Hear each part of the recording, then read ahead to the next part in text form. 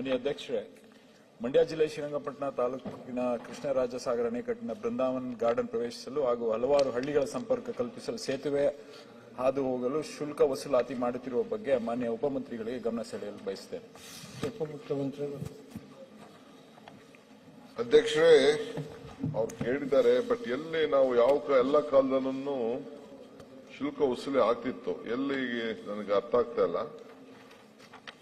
ಈಗಾಗಲೇ ಬೃಂದಾವನ್ ಪ್ರವೇಶ ಶುಲ್ಕ, ವಾಹನ ಪಾರ್ಕಿಂಗ್ ಶುಲ್ಕ ಮತ್ತು ಕೆಳ ಸೇತುವೆ ಶುಲ್ಕ ವಸೂಲಾತಿ ಈಗಾಗಲೇ ಸುಮಾರು ಹಿಂದಿನಿಂದನೂ ಕೂಡ ನಡೀತು.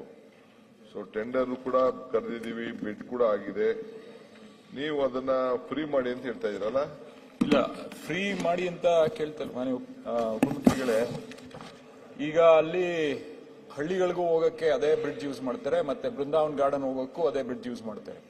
ನಾವು ಕೇಳ್ತಿರೋದಿಷ್ಟೇ, ಹಳ್ಳಿಗಳಿಗೆ ಯಾರು ಹೋಯ್ತಾ ಇದ್ದಾರೆ ಅವ್ರಗಳಿಗೆ ಫ್ರೀ ಮಾಡಿ, ಬೃಂದಾವನ್ ಗಾರ್ಡನ್ಗೆ ಯಾರು ಹೋಯ್ತಾರೆ ಅವ್ರಗಳಿಗೆ ಶುಲ್ಕ ವಸೂಲಿ ಮಾಡಿ. ಅದನ್ನ ಈಗ ಎಲ್ಲಿ ಟೋಲ್ ಕಲೆಕ್ಷನ್ ಏನಿದೆ ಅದನ್ನ ಬೃಂದಾವನ್ ಗಾರ್ಡನ್ ಎಂಟ್ರೆನ್ಸ್ ಮೂವ್ ಮಾಡಿದ್ರೆ ಇದು ಪರಿಹಾರ ಆಗತ್ತೆ.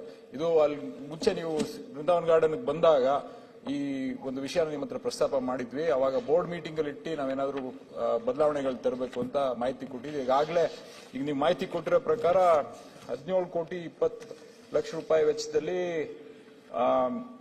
ಏನು ಬ್ರಿಡ್ಜ್ ನ ನಿರ್ಮಾಣ ಮಾಡಕ್ಕೆ ಖರ್ಚಾಗಿದೆ. ಈಗಾಗಲೇ ನಾವು ತಿಳ್ಕೊಂಡಿರೋ ಮಾಹಿತಿ ಪ್ರಕಾರ 18 ಕೋಟಿಗಿಂತ ಜಾಸ್ತಿ ವಸೂಲಿ ಆಗಿದೆ. ಇದರಿಂದ ದಯವಿಟ್ಟು ಹಳ್ಳಿಗಳಿಗೆ ಯಾರು ಜನರು ಓಡಾಡ್ತಾರೆ ಅವ್ರಿಗೆ ಫ್ರೀ ಆಗಿ ಓಡಾಡಕ್ ಬಿಟ್ಟು ಬೃಂದಾವನ್ ಗಾರ್ಡನ್ ಯಾರು ಎಂಟರ್ ಆಯ್ತಾರೆ ಅವ್ರ ಹತ್ರ ಶುಲ್ಕ ವಸೂಲಿ ಮಾಡಿ ಅಂತ ಕೇಳ್ತಾ ಇದ್ದೀನಿ. ನೋಡೋಣ ಅಧ್ಯಕ್ಷ, ನಾನು ಕರೆದು ಮಾತಾಡ್ತೀನಿ. ನಾನು ಯಾವಾಗಾರು ಒಂದ್ಸತಿ ಆ ಕಡೆ ಹೋದಾಗ ಸ್ಪಾಟ್ಗೂ ಹೋಗ್ತೀನಿ, ನಿಮ್ನು ಕರ್ಕೊಂಡು ಹೋಗೋಣ. ರೈತರಿಗೆ ತೊಂದರೆ ಆಗೋದು ಬೇಡ ಅನ್ನೋದು ನನ್ಗೆ ಅರಿವಿದೆ. ಬಟ್ ಅದ್ ನೋಡಿ, ನೀವು ಹೇಳೋ ಸಲಹೆನ ನಾನು ಅದು ಇನ್ನೂ ಒಂದೇನಾಗಿದೆ ಅಂದ್ರೆ ಫಾಸ್ಟ್ ಟ್ಯಾಗ್ ಹಾಕ್ಬಿಟ್ಟಿದ್ದಾರೆ. ಈಗ ಫಾಸ್ಟ್ ಟ್ಯಾಗ್ ಹಾಕಿರೋದ್ರಿಂದ 200-300 ರೂಪಾಯಿ ಆಟೋಮೆಟಿಕ್ ಆಗಿ ಕಟ್ ಆಯ್ತಾ ಇದೆ. ಅದನ್ನು ದಯವಿಟ್ಟು ಗಮನ ಹರಿಸಬೇಕು, ಇಮಿಡಿಯೇಟ್ ಆಗಿ ಮಾಡ್ಬೇಕಂತ ಕೇಳ್ಕೊಳ್ತೀವಿ. ಓಕೆ.